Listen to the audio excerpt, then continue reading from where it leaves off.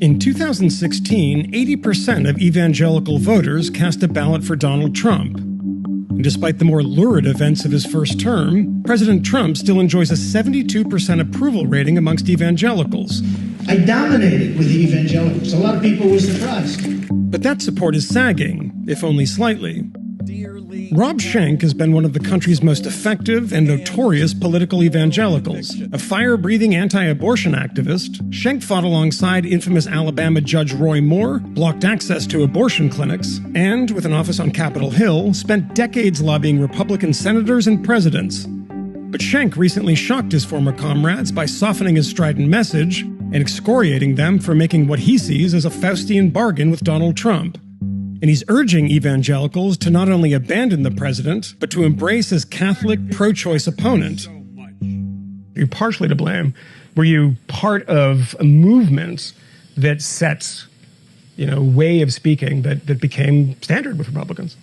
I certainly fostered the culture that we now see embracing Donald Trump and championing Donald Trump sycophantically. I used fear-mongering.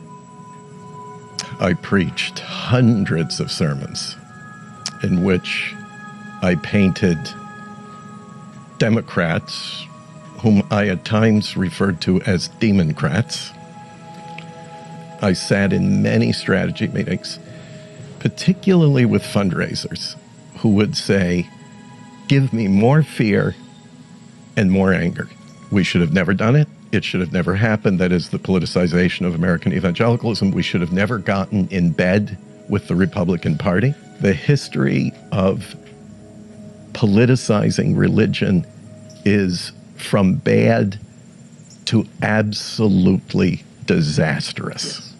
And we are living through it now. In fact, I do wonder sometimes if American evangelicalism will survive this.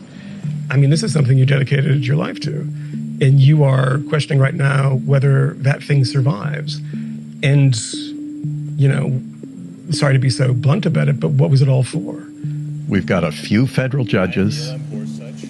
We've got public rhetoric that goes something like, now you can say Merry Christmas again, and no one will scowl at you. Now, some will say to me, no, but you don't understand, with the policies that are in place, eventually we will have fewer abortions while we have children dying in cages on the southern border. How many 14-year-olds and 9-year-olds will you trade for some newborns? That's untenable. Absolutely untenable. Was that the moment with Donald Trump where you said, this has gone too far? For me, it unfolded over, at least a few years. I had to walk away from the organization I spent 30 years building from scratch. As soon as I came out against Donald Trump, I was no longer invited to a pulpit, and that was my main source of recruiting financial donors for the organization. Money is used to control our voices. I can't tell you how many major donors sat down with me and said, "You go against Donald Trump, I'm withdrawing all my financial support." This happened to you? This happened to me. But you went against Donald Trump?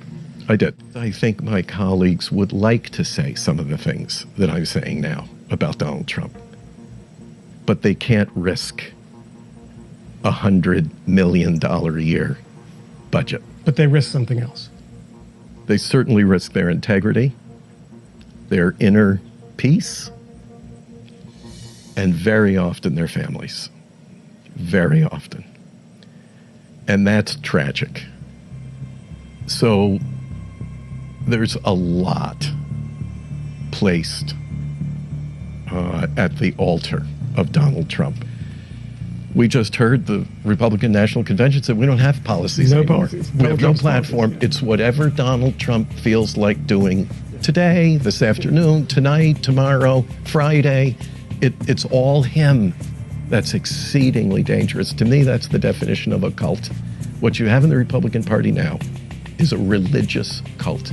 If you look at the Democratic Party, its policies are far more consistent with what I call Sermon on the Mount and Matthew 25 priorities. Because I mean, to be clear about this, you're very much in the minority.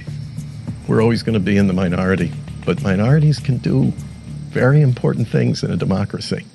It just takes a small number of evangelicals to make a very big change in this election. We need to vote what is right and good, regardless of party label. We need to do the most amount of good for the most amount of people in the most amount of ways for the most amount of time. That's why, for the first time in 44 years, I will vote for a Democrat for president.